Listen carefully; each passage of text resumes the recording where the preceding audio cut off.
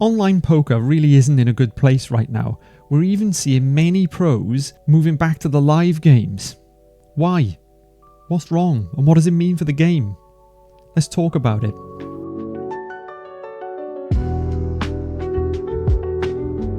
The innovations and advancements in the game over the last 10 years or so have changed the landscape of the game completely and changed how everybody thinks about and approaches the game now. But these same advancements have hurt the game in some ways. Recent events have made me really reflect on my own journey through poker, because something's happening now which I never thought would ever happen. A lot of pros and winning players are moving more and more offline and looking to play more and more live poker than they were before. There are several factors influencing this which we'll run through shortly. But first, let's run the clock back and get some context for all this.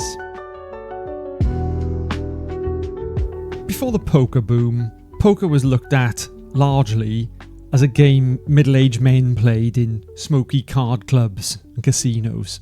There was no such thing as online poker until the late 90s, so everything was played live. Professional poker players in the UK were very few and far between. Very rare breed. I first started playing online on a site called Planet Poker, which was about 1999-2000. And there were very few players playing. If you didn't log in to Planet Poker at the right time, you couldn't even get a game. I later transitioned to the original incarnation of Paradise Poker because I wanted to play tournaments and it had more traffic, but it was still really quiet. The earliest notes I could find were handwritten notes from 2002 from tournaments I played on Ultimate Bet, which I've written up in handwritten form here, and the numbers are very low. Even in 5 and 10 $2 tournaments, very low buy-ins, you're going down to as low as 13 players at some points, 28 players.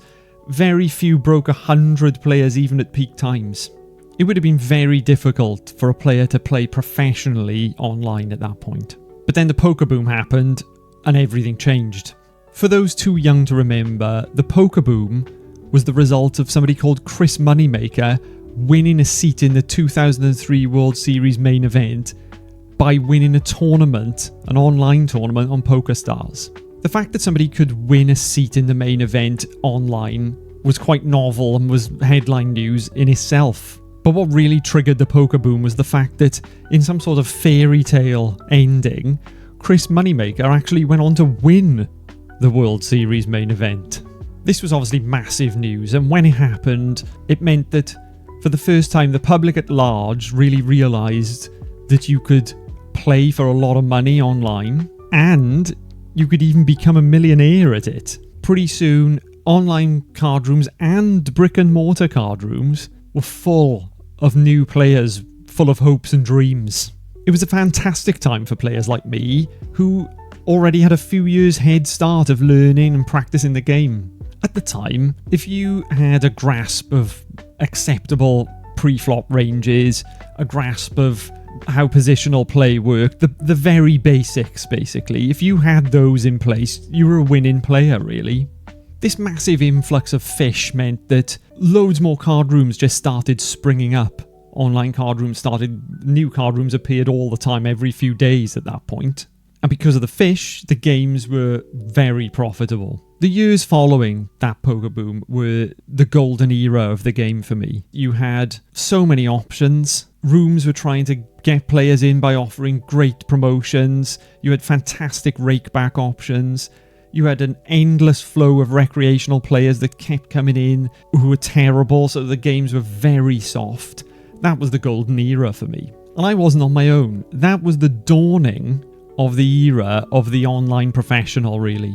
With the speed that online games could be dealt at, and the fact you could multi-table them, online just seemed like the natural option for a professional player. Live, in comparison, looked like a waste of time, really.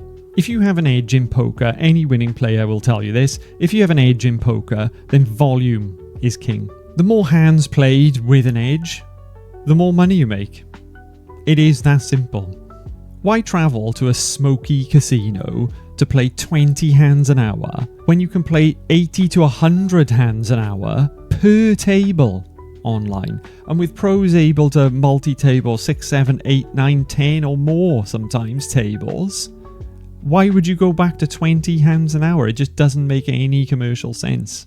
So everything shifted online then for winning and professional players. Live poker, live cash poker, almost became like a recreational pursuit. The money was made online. In my local poker scene where I played at the time, only the very older generation didn't play online. All the youngsters did play online. And the older generation sort of looked down their nose at online players.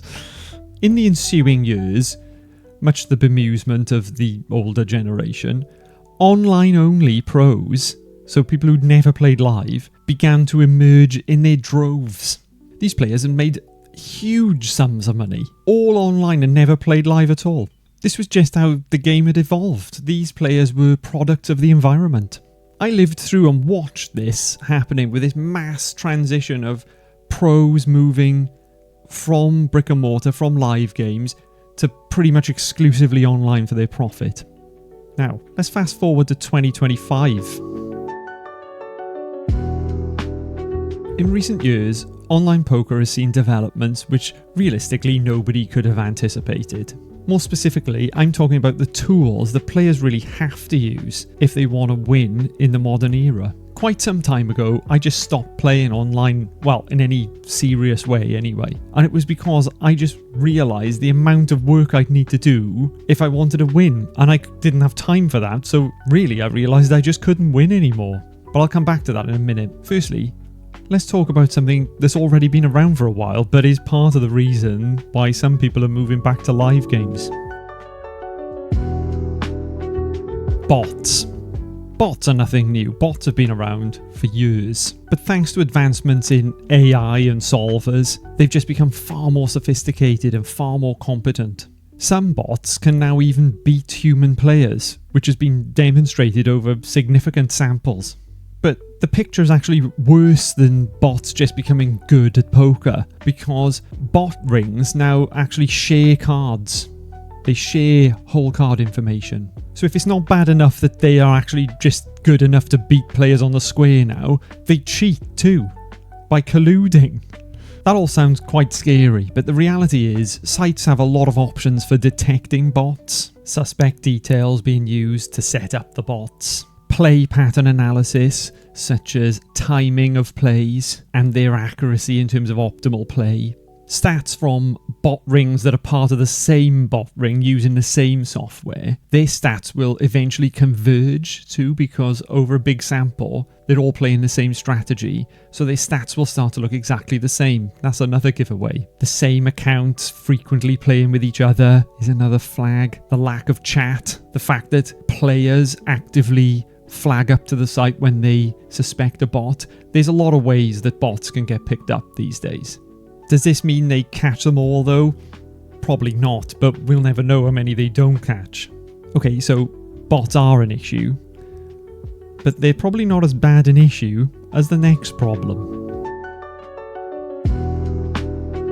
So RTA, real-time assistance. This is a problem, in my opinion. I did a recent video on RTA software being openly advertised online, and although I'm not sure that particular piece of software is such a massive threat, it has been advertised openly for a very long time, and that has not been shut down. With the advancements in tech and solver technology, it's a pretty safe bet that there are a significant amount of players that are helping themselves with solvers, with RTA, at least some of the time. Sites aren't completely helpless to defend themselves and their players against RTA. There are some methods they have to detect RTA use. So the first and most obvious one is play patterns, a bit like the bots. Their play will be very specific in certain areas, and the fact that they're making optimal solver plays consistently can be a red flag.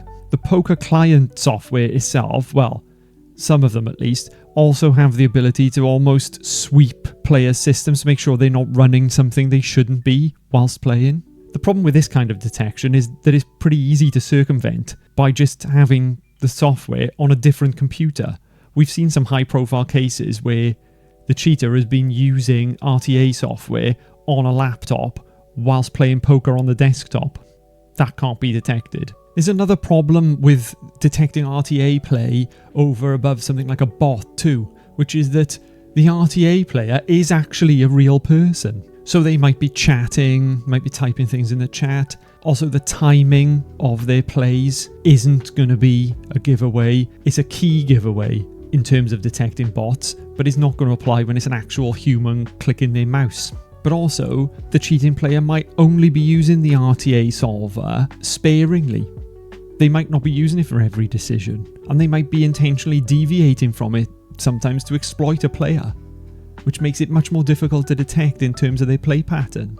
So a sharp operator with a good setup, an undetectable setup, is going to be a real threat in my opinion, and because that's not very difficult to achieve, I can't imagine that there's not quite a few people actually doing it.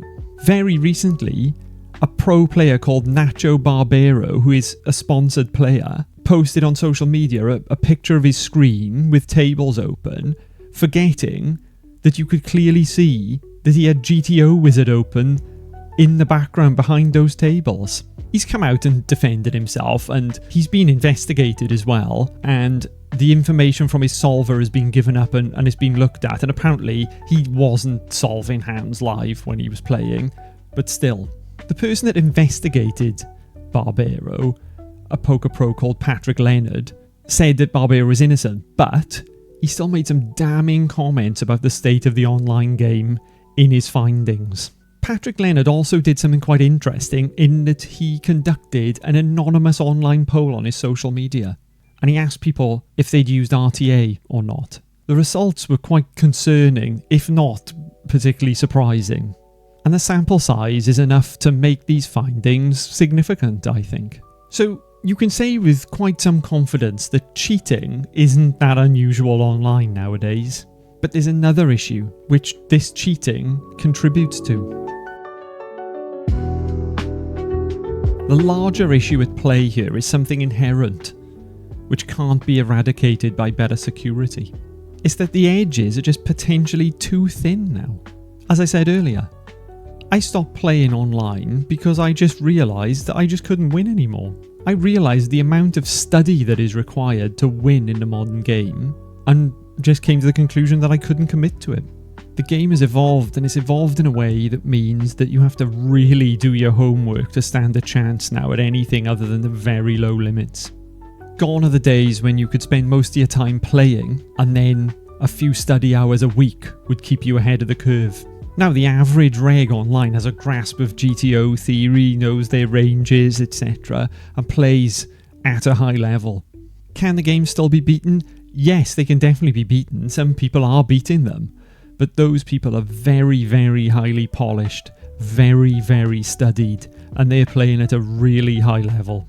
It feels very far removed from when I was scratching a profit from heads up sit and goes. So with the knowledge that the game isn't always on the square, that you don't know what you're getting into when you're sitting at the table online anymore, with the edges getting super thin, the ROIs falling through the floor, many pros and winning players are leaning back towards the live games. When I say pro players, I'm not talking about poker celebrities like the likes of Daniel Negreanu or those kind of people who are winning multi-million-dollar tournaments on televised live tournament. I'm not talking about those kind of people. I'm talking about more like the grinders. The players who've traditionally been online, playing cash games, grinding out what would be a good but relatively modest living playing poker. I'm seeing many of those kind of players now looking to put some volume in live games. That's largely because live poker is now seen as definitely the softer option of the two. So players are going back to casinos and card rooms and card clubs, but also private games where they can too, home games even. So apart from the low volume, are there any problems with live games? Yes. Me. I'm the problem. People like me. As soon as you introduce somebody handling cards, manually shuffling, dealing, etc., then you introduce the possibility of what I will reluctantly call traditional cheating. Whether it be sleight of hand like manipulating shuffles or deals, whether it be marking cards, or even compromising shuffle machines, which is something we've got a video coming up on soon. These kinds of cheating options are seeing a resurgence, and these are things now the pros need to start thinking about and winning players need to start thinking about as they put themselves in these private games and in these card rooms. The thought of more and more private games springing up for higher and higher stakes, well, that's a dream come true for any sharp. But the thought of them being populated by predominantly online, very green online players with loads of money, well, that's a dream come true. If you were going into these environments and playing and risking money and you're not aware of even the basics of what can be done in that context to cheat you, then you are making yourself very vulnerable, in my opinion. If you're going to play in those games for anything like reasonable stakes with people you don't really know, then you really need to do some research on what the possibilities are. But before this turns into a plug for the content of Sharp Edges, let's get some final thoughts. As I mentioned earlier, as somebody who's lived through the life cycle of poker and watched it shift from live games to online, I never in a million years thought I would ever see a transition back. But when you consider RTA, bots, the advent of solvers making the general standard of play very high and the edges just getting smaller and smaller, it's not really surprising. And that's not even mentioning the age-old issue of collusion, which has always been there in the background online. But watching this shift back to live poker from online and seeing that gain more and more momentum was one of the reasons why I decided to make this channel. I had this mental image of all these sharps licking their chops at the prospect of all these online pros bringing their big bankrolls to these live games.